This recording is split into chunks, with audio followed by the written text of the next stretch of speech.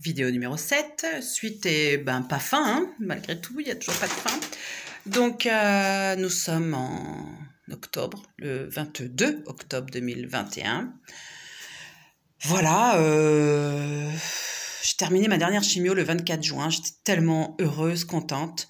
J'ai passé avec ma famille et notre camping-car des super vacances très denses. On a fait 3500 kilomètres, on a vu plein de monde, on a vu plein de paysages, on a vu des amis, de la famille. Enfin, on a passé des vrais moments qui ont tant manqué pendant déjà ces mois de Covid et puis tous ces mois de traitement où vraiment bon, j'avais une semaine où je pouvais rien faire, même conduire, aller faire les courses, je manquais de m'évanouir. Donc petit à petit, le corps il récupère vite quand même. Au bout de 3 semaines sans chimio déjà, on sent un mieux-être au niveau de la respiration, au niveau de la marche qu'on peut faire, etc. Mais par contre, petit à petit, eh bien, les séquelles tardives qui s'installent, et ça, on nous prévient pas, on nous le dit pas avant de commencer les traitements. Donc parfois, on les découvre à nos dépens, évidemment. Donc voilà, j'ai développé de la fibrose, au fur et à mesure, de la fibrose sur les cicatrices des rayons. Donc des plaques de fibrose très dures dans les tissus sur les plis inguinaux. J'ai comme un short, quoi. J'ai le boxeur déjà qui est avec la peau qui est brûlée, hein, ça se voit, c'est marron. Et du coup, ce boxeur-là, maintenant, à l'intérieur, c'est extrêmement dur, douloureux, et ça m'empêche de marcher correctement, en plus des muscles que j'ai perdus. Hein, j'ai fondu en muscles. Donc du coup, cette récupération dont je parlais avant, qu'on m'avait dit qu'elle allait être longue si je restais trop longtemps alitée et que j'allais perdre trop de kilos, ben elle est vraie. Hein. 1 an après, j'ai toujours pas récupéré.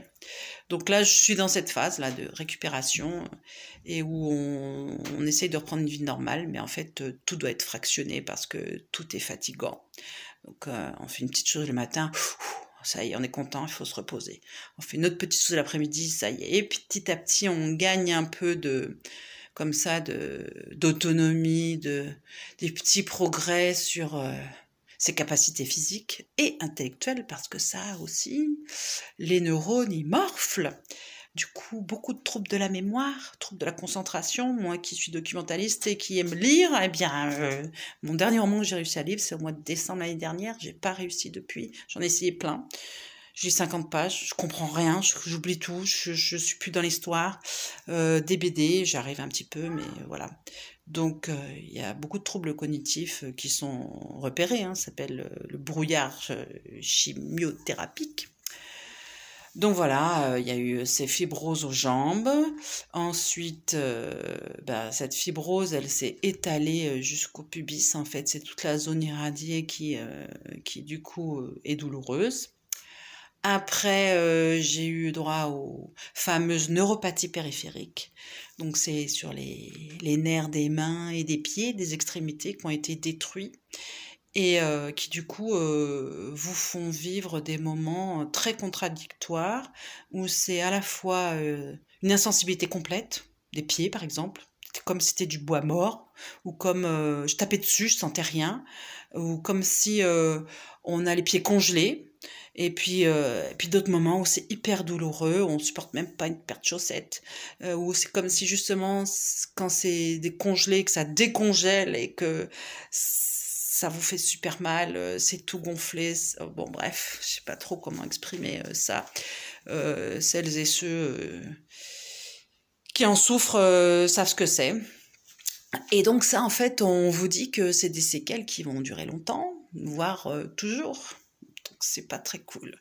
Et surtout qu'il n'y a pas de médicaments, en fait. Ils savent pas. Là, on m'a donné un antiépileptique qui agit normalement peut-être sur cette neuropathie. Ça n'a pas marché, à part me shooter. Oui, ça m'a bien shooté.